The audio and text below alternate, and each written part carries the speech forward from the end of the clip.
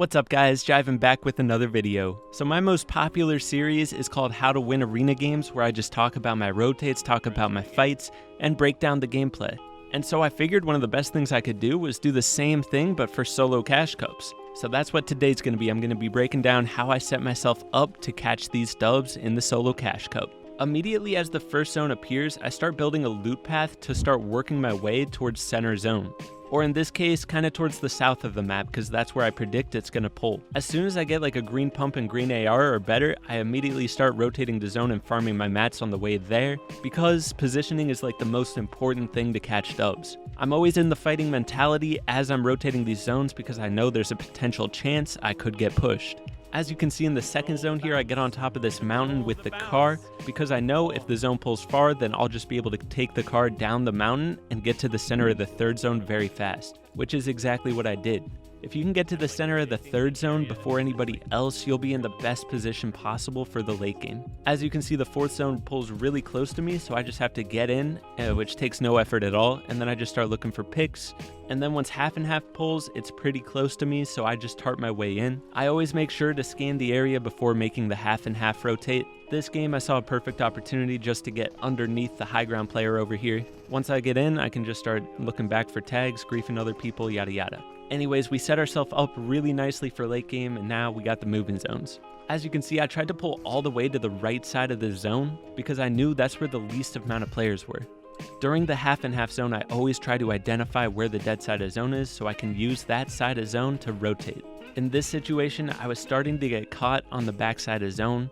My instinct said, fight these players, get the free kills, but the smart side of me said, you need to get ahead of zone or you're going to be dead. So I start working ahead, and I'm not even going to stop to heal until I get in a good place in zone, because if I pop a big, I'm going to be stuck on backside of zone again, which is the worst place to be. So I started moving more towards the left side of this zone because I saw that that side was relatively empty. Eventually, I start getting a little bit low on mats, and so I start looking for a pick. I probably could have gotten all the way into the safe zone here before looking for a pick. That would have been the better move, but I did notice this person rotating behind me, and I could have gotten this kill if I would have hit my shots. Once I saw that opportunity was missed, I started working my way in, and as you can see, it's a lot more congested now because I waited to rotate instead of just getting all the way in right away. So that was a mistake, but I still get in here and I get in a good spot for the next zone. It pulls back in my direction, so I start working my way ahead while also looking for free refresh opportunities because I need one. Turned out nobody was coming around that side that I was peeking at, so I just worked my way ahead slowly using old builds as cover, and then eventually I'm able to pick up a refresh.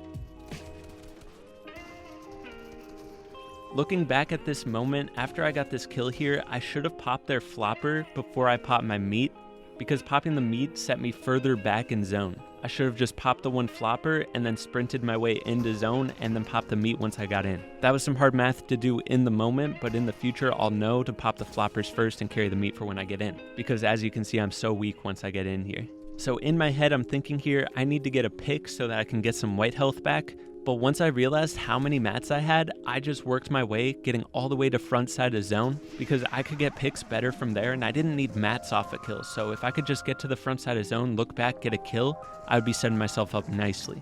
Eventually, I get all the way to front side of zone, and then I start getting griefed a little bit from above and below. So I drop down to low ground here, and I'm on the same layer as two players, but I'm in the best position out of all of them because I'm on the frontmost side of zone. So I just clean up that fight, and then I get both their refreshes, and I am so stacked for this last fight. As you can see, I'm just getting all these mats, and I see another pile of loot with stinkfish on it, so I am ultra stacked. But the zone does pull up, so I know I immediately need to start going up, and I figure I'm going to start getting sprayed at. Luckily, I have lots of retakes in my inventory, so I just start whipping retakes on this person, and this fight goes on for a while, and it's pretty much just like a 1v1 in Zone Wars, you know, that type of feel. The biggest things to take away from this game is my early game rotates. By rotating super early, I set myself up in the best position possible, and that's something that helps me play really consistently in the cash cups. In this cash cup, I was so close to making money, I just needed to get like a dub in my last game and I would have made cash. Sadly, I got griefed all the way from Misty to Lazy by one person. I even took a car to get away, but they somehow found me. It was really sus. but it is what it is. You know, I caught 2 dubs during this tournament. We're going to be analyzing another dub here in a sec. But yeah, I could have made money. It was a really good week. So as you can see in this fight, I'm starting to get pretty low on mats, and I'm struggling so hard to get up to his lair. Like, he's just camping height, which he should be doing, you know. High ground is alpha. But once I get this tag on him with that pre-fire, that is my time to strike. I start using these stinkfish to grief him a little bit, make him feel a lot of pressure. Once I get that health advantage on him, I know if he drops on me for a 50-50, I'm gonna win. And sure enough, that's exactly what happened. So let's go. That's a way to start a tourney. So this next dub was later on in the tourney. I think it was like game 8. I needed a pop-off here to catch up on the leaderboard. So I saw I was contested off spawn, and I knew he was going to go for this chimney, but I also knew that I could break out the chimney and get the gun before him. So yeah, IQ plays by me. Honestly, I probably could have broken it faster. If you build something next to that chimney, the chimney automatically breaks. So if I could have just gotten some wood and then built there, I could have gotten it faster. Anyways, doesn't matter. I still got the kill. And then I do the same thing as first game. I start building a loot path towards the center of this zone. Because this zone pulls to the center of the map, it usually pulls to the center of the map again and again and again. So I try to get as center as possible in these types of zones. I'm trying to avoid fights while also getting all my mats filled on my rotate. I started farming that metal on top of the gas station, but my main priority needed to be to get to zone, so that's what I did. So I based up on this brick, and I noticed there was a lot of brick around me, so I just built a big base. That way I have a lot of moving room in case I get pushed. As you can see, I connect this whole entire tunnel. That way I can move all throughout it and have so many different angles on people and have room to move if I get psychoed. Sure enough, I pull zone to this spot on the map just as I predicted. Like I said earlier, rotating early is one of the most important things in cash cups, especially when they're placement based, because then I'm able to pick up refreshes just like I did here. I had a harpoon as well, so you know I can get refreshes even from far away. Harpoons are the most important item to carry in cash cups. Easily, man. So this person died right next to me, and I immediately boxed up the loot, branched out a little bit, and got all of that. At that point, I was hype. I was like, I'm definitely winning this game. So half and half pulled north, and so I just start moving there right away. I base up right on the edge, and this is why I can look back at everybody rotating in behind me, which is almost the entire lobby. And I'm elevated a few layers, that way I don't get suffocated on the bottom. This was honestly the perfect position to pick in this type of zone. I was able to get a free kill, tag up some people to grief their games, and get the refresh with the harpoon. I have extra metal at this point, so I tarp ahead super fast in metal, go back for that metal, and then start my moving zone rotates. I have one goal, get all the way ahead to the front side of zone. I'm building up layers here so that I have a better view of what's going on around me, so that'll help me find a really good layer that's the most free. I'm using a good amount of mats on this rotate because I had max mats to start and I have a harpoon to find refreshes, so I'm in a great place. I don't need to risk it by underbuilding. Eventually I saw that the low ground here was absolutely free, so I drop on that and make a big base. That way I have room to move and I can start looking for refreshes. So at this point I'm just looking back, trying to find people that are struggling to get in. I can spray at them and try to look for some picks.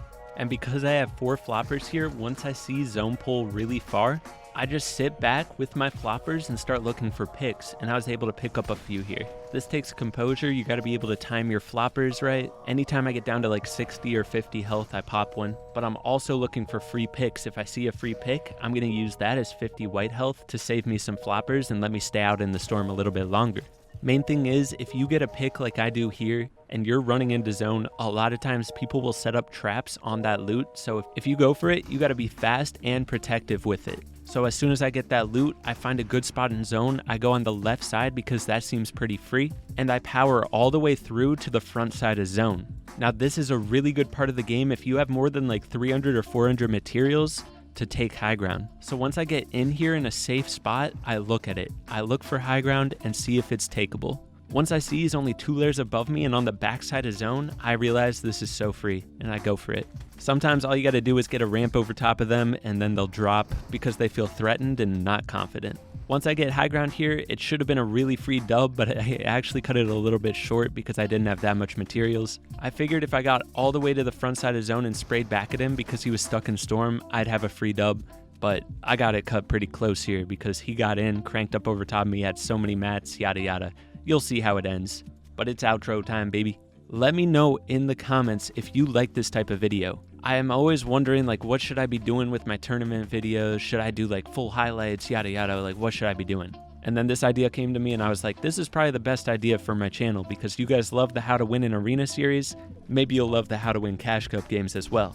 Let me know. I think it's so useful looking over really good games, what you did right so that you can do it again. So let me know. Also, don't forget to hit that like button, subscribe if you're new, use code JivinTV in the item shop, and I'll catch you guys in the next video.